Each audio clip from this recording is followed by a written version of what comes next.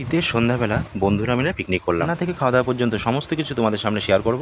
আর ভিডিওটা একটু বড় হবে। মশলা রেডি হয়ে গেছে আর ম্যারিনেট করা চিকেনটা কিন্তু কড়াইয়ের মধ্যে দেওয়া হলো। সন্ধ্যাবেলা ঠিক হলো যে বন্ধুরা মিলে পিকনিক করতে হবে, তাই দেরি না করে বাজার থেকে সমস্ত কিছু কিনে আনার পরে আমরা কাটতে শুরু করলাম। তারপর মাংসটা আনার পরে দেখে নিচ্ছিলাম যে কেমন মাংস দিয়েছে। আর এখানে কিন্তু অলরেডি আমাদের আলু ভাজা চলছে, আর এখানে মাংসটা ধুয়ে পরিষ্কার করা হয়ে গেছে। আমাদের যতটা পরিমাণ মাংসের মশলার প্রয়োজন সব কিন্তু কেটে নেওয়া হয়ে গেছে। আজকের পিকনিকের খাওয়ার ভিডিওটা কিন্তু এর পরের ব্লগে আসতে থাকবে, তাই দেরি না করে তোমরা পেজটাকে অবশ্যই ফলো। আমাদের আলু ভাজাটা কিন্তু অলরেডি কমপ্লিট হয়ে গেছে। তারপরে আমরা পেঁয়াজ আর যা যা মশলা মোটামুটি লাগে সব কিন্তু কিছু দিয়ে এখানে রেডি করছি। আজকে কিন্তু আমাদের রান্নাটা কিন্তু উনুনের জালে হচ্ছে, আর এখানে কিন্তু মশলাটা কিন্তু কষিয়ে নেওয়া হচ্ছে। তারপরে এখানে মাংসটা কিন্তু ঢেলে দেওয়া হলো। তোমাদের কাছে আমার একটাই প্রশ্ন থাকবে যে আমরা কতটা মাংস রান্না করলাম, অবশ্যই কমেন্ট বক্সে জানাবেন। তো পিকনিকের রান্নার ভিডিওটা কিন্তু তোমাদের মাঝে শেয়ার করলাম, আর ভিডিওটা কিন্তু অনেকটা বড় হবে। যারা ধৈর্য ধরে দেখবেন সবাইকে থ্যাঙ্কস। এইভাবে কিন্তু মাংসটাকে বেশ কিছুক্ষণ ধরে আমাদের কষিয়ে নেওয়া চলছিল, আর পাশ থেকে কিন্তু দারুণ একটা স্মেল বেরোচ্ছিল। হালকা শীতের মধ্যে বছরের প্রথম পিকনিক বন্ধুরা মিলে করলাম।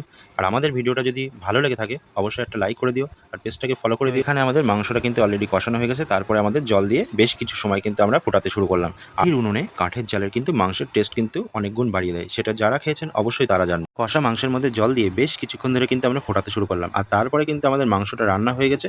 আর মাংসটাকে দেখতে এই রকম লাগছে। তো তোমরাই বলো কেমন হয়েছে আজকের মাংসটা। পরে আমরা ভাত রান্না শুরু করে দিলাম। তো আজকের ভিডিওটা কেমন লাগলো অবশ্যই জানিয়ে। খাওয়ার ভিডিও নেক্সট ব্লগে আসে, অবশ্যই ফলো করে রাখবেন।